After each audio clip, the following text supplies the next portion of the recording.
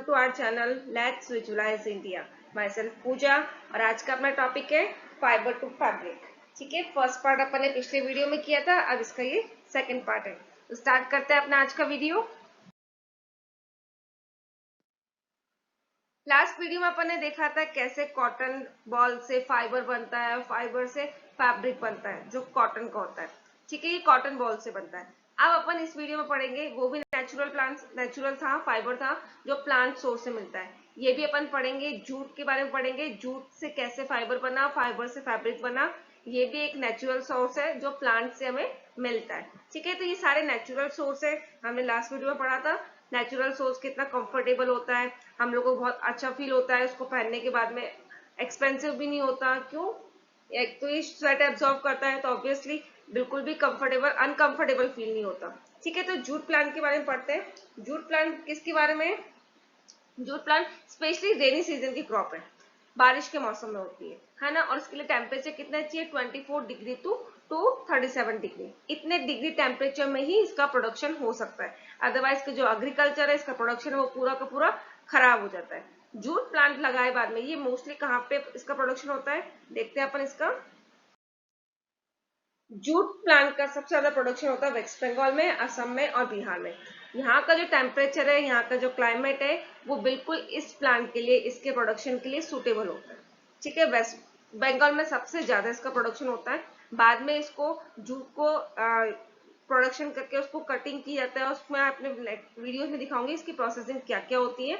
ठीक है, तो इसको किस तरह से यूज किया जाता है, इसको फाइबर में कन्वर्ट किया जाता है। वहां का टेम्परेचर बिल्कुल, इसके क्लाइमेट बिल्कुल इसके लिए सुटेबल होता है। ठीक है, तो इसके वहां पे प्रोडक्शन होता है। वहां के जो ट्रेडर्स होते हैं इसको परचेज करके आगे ट्रेडिंग का भी काम करते हैं।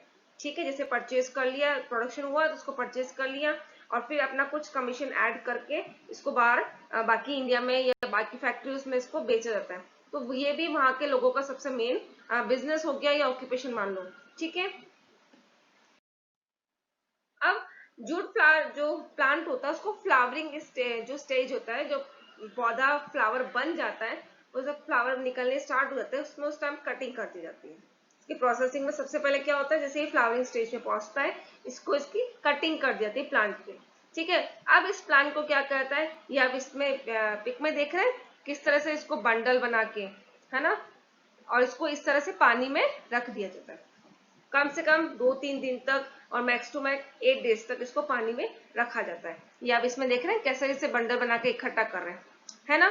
और फिर कुछ दिन बाद में इसको पानी बना के इसको जो पानी में बिल्कुल गल जाता है बिल्कुल, तो उसको इस तरह से आप इसमें देखा किस तरह से इसको सुखा दिया जाता है। ठीक है, प्लांट जब पानी में, कोई भी चीज जब पानी में मतलब बिल्कुल रोटीन रोटीन हो जाता है, मतलब वो गलने जैसा हो जाता है। ठीक है, तो उसको बाद में निकाल के इस तरह से एक रस्सी पे या कोई चीज बांध दी जाती है और उसमें उसको लटका दिया जाता है, जिससे इसमें जो भी पानी है वो झड़ जाए, निकल जाए, सूख जाएगी। ठीक है, ये देखो इस जिस तरह से पानी से निकाला, फिर इसकी वॉशिंग की जाती है, इसकी सफाई की जाती है, क्योंकि पानी में रहने के बाद में हो सकता है काफी सारी गंदगी इसमें चिपक जाए, तो इसको पूरा वॉश किया जाता है अच्छे से। ठीक है, पूरा पानी में रख के अच्छे से हाथ से इसको लेबर्स वगैरह को लगाया जाता है और इसको अच्छे से पहले पानी से ही जिसमें डाला है उसी पानी में इसको वॉश करके प्रॉपरली, फिर इसको बंडल बना के, गंठल सा बना के, ये देखो इस तरह से इसको इसमें रख दिया जाता है। फिर उसके बाद में क्या होता है, इसमें मैंने भी बताया एक रस्सी से लगा के उसमें लटका दिया जाता है। ठीक है, उसको लटकाने के बाद में जब उसमें इसको लटका दिया, फिर उसमें बिल्कुल सुखाने के लिए रख देते हैं, बिल्कुल सूख जाता है, पानी बिल्कुल निकल जाता है, वो बिल्कुल ड्राई हो जाता है। अब उस ड्राई होने के बाद में उसमें हाथ से क्या निकलता है, फाइबर। ठीक है, एक एक धागा निकाला जाता है, एक स्ट्रैंड इसका निकाला जाता है। फिर स्ट्रैंड का निकालने का, जैसे अपने कॉटन में पढ़ा था कैसे स्पिनिंग की जाती है, कॉटन बॉल्स निकाल जाती है, उसमें से निकाला जाता है। ठीक है, कॉम्बिंग की जाती है, उसमें से कॉटन बॉल और सीड्स को अलग किया जाता है, फिर उसको स्पिनिंग की जाती है। वैसे ही इसमें भी क्या करते हैं, हाँ पहले हैंड से होता था और आजकल ऑब्वियसली बहुत ज्यादा प्रोडक्शन होता है, बहुत ज्यादा लेवल में प्रोडक्शन हो रहा है, तो उसको मशीनों में स्पिनिंग की जाती है। देखो इस तरह से आपने देखा है इसमें, ये इसकी मशीन बड़ी बड़ी फैक्ट्रीज में इस तरह से मशीन लगाई जाती है और बहुत बड़े लेवल पे इसका प्रोडक्शन किया जाता है, तो ये इसकी स्पिनिंग का काम होता है। ये क्या बन गया, फाइबर बन गया। ठीक है, अब फाइबर बनने के बाद में इसको यार्न में और फिर उसके बाद में इसको किस में कन्वर्ट किया जाता है, फैब्रिक में कन्वर्ट किया जाता है। तो ये पूरा प्रोसेस था इसका जूट का। ये आप देख सकते हैं, छोटा सा वापस क्विक रिकैप दे दिया इसमें। प्लांट, फिर इस तरह से इसको निकाला, फिर इसको स्पिनिंग किया और ये फैब्रिक बन गया। ठीक है, तो ये इसमें आप देख सकते हैं पूरा फाइबर। ठीक है, फिर इसको ऐसे किया, गंठल से बनाया और इस तरह से इसको बना दिया। तो ये प्रोसेस होता है। जूट के क्लोथ्स भी बनते हैं। ठीक है, वुलन का भी बन जाता है जूट का। और ये काफी आपने देखा होगा, शॉप पे रस्सियां बनती है मोटी मोटी सी, है ना। ये दरी हो जाती है, बोरी हो जाता है ना, जिसमें आटे की बोरी हो गया या गेहूं की बोरी हो गया, सॉरी आटे की नहीं होती, गेहूं की होती है, गेहूं की बोरी हो गया। तो उसमें उसको डाल के गेहूं को बनाया जाता है, आगे मार्केट में सेल आउट किया जाता है। तो ये सब बोरी किसकी बनी हुई होती है? ये सारी बनी होती है जूट की। जूट का जो फैब्रिक होता है बहुत कंफर्टेबल फील होता है गर्मियों में स्पेशली, क्योंकि स्वेट अब्सॉर्ब करता है।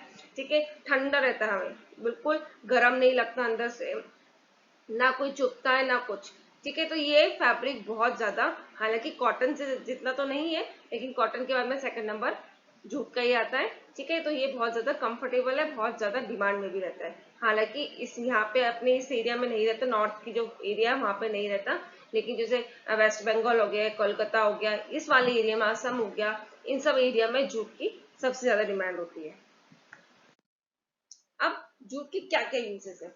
जूट का बेस्ट, जैसे कॉटन का यूजेस है, बैग्स वगैरह बनते हैं, कपड़े बनते हैं, कर्टन्स बनते हैं। ठीक है, वैसे ही इसका होता है। हालांकि ये बहुत ज्यादा एक्सपेंसिव नहीं है।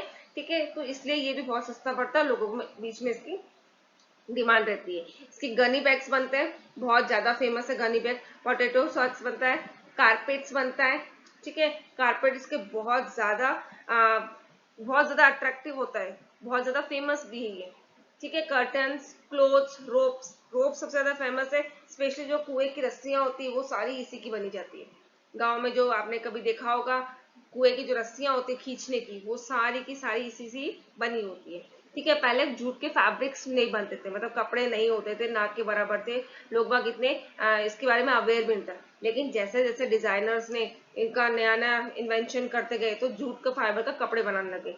पहले हालांकि इतना फेमस नहीं था, लेकिन इन दिनों वो बहुत ज्यादा फेमस है। लोग बाग इसके बारे में अवेयर हुआ है, इनफैक्ट परचेज भी करना चाहते हैं। ठीक है, तो ये सारे जूट के यूजेस है। इसके अलावा भी बहुत सारे यूजेस है, हम डेली यूज में भी काफी जूट के सामान यूज करते हैं। ठीक है, इनफैक्ट जूट की साड़ीज भी आती है, जूट की सूट भी आते हैं। ठीक है, तो जूट के काफी सारे आने वाले टाइम पे डिजाइनर्स इन्वेंशन कर रहे हैं, और नए नए फैब्रिक, नया नया कपड़ा, नई नई क्वालिटी, इनमें काफी सारे मिक्स करके भी, जैसे जूट में कॉटन मिक्स करके भी नया फैब्रिक बना रहे हैं। इस तरह से नया नया इसका इन्वेंशन हो रहा है। तो ये पढ़ा था अपन ने जूट के बारे में। अब जो हिस्ट्री था, हमारा जो क्लोथिंग का हिस्ट्री है वो किस तरह से आया। ठीक है, क्लोथिंग मटेरियल, क्योंकि जो पहले अर्ली मैन से नॉर्मली क्या पहनते थे, जो पेड़ों की पत्तियां हुई या बाग्स वगैरह हुई या एनिमल्स की स्किन वगैरह हुई, उसको वियर करते थे। क्योंकि लोगों को इतना नहीं पता था कि किस तरह से क्लोथिंग बनती है, किस तरह से हमें पहनना है, किस तरह से अपनी बॉडी को कवर करना है, या बारिश में, सर्दी में, गर्मी में अपनी बॉडी को ढकना है, कैसे बचाना है, नहीं था। लेकिन धीरे धीरे लोगों में इन्वेंशन स्टार्ट हुआ। ठीक है, लोग ये नई नई चीजें सीखने लगे। और ये कब हुआ? जब स्पेशली एग्रीकल्चर सेटलमेंट हुआ, लोग बाग सेटल होने रहना स्टार्ट किया। जैसे एग्रीकल्चर प्रोडक्शन स्टार्ट हुआ, लोगों को उस एरिया में रहने की आदत पड़ी। नहीं तो लोग बाग क्या करते, थोड़े दिन रहे और जगह, वो थोड़े दिन वहां पे जितने फल फ्रूट थे, जो खाना खाया या एनिमल्स को मार के खाया, वो एरिया में जैसे फल फ्रूट खत्म हुए, अपना सामान उठाया और दूसरी जगह चले गए। ठीक है, लेकिन जैसे एग्रीकल्चर काम स्टार्ट होने लगा, एग्रीकल्चर प्रोडक्शन स्टार्ट होने लगा, लोग बाग क्या करें, सेटल रहना स्टार्ट करें, वहां पे अपनी झोपड़ी से बना के रहना स्टार्ट करें। तभी लोगों को धीरे धीरे आइडिया आया कि कैसे क्लोथ से, कॉटन से, ठीक है, इनसे चीजें बनाए, कपड़े बनाए जाए। तो स्टार्टिंग में लोग बाग क्या, अनस्टिच कपड़े पहनते थे, साड़ी हो गई, धोती हो गया, टर्बन हो गया, ये लोग सब अनस्टिच थे। कपड़ा बना, फैब्रिक बना, उसको ओढ़ लिया, ठीक है, अपने बॉडी को कवर करने के लिए ढक लिया। फिर लोगों को धीरे धीरे वीविंग, स्पिनिंग आया, हाथ से करने लगे, स्पिनिंग, नीटिंग करने लगे, ऊन के कपड़े बनाने लगे, स्वेटर बनाने लगे। इस तरह से लोगों को नया नया इन्वेंशन हुआ, होने लगा। फिर धीरे धीरे डिजाइनर्स आए। ठीक है, इन डिजाइनर्स ने क्लोथ की इंडस्ट्री को पूरा टोटली चेंज कर दिया।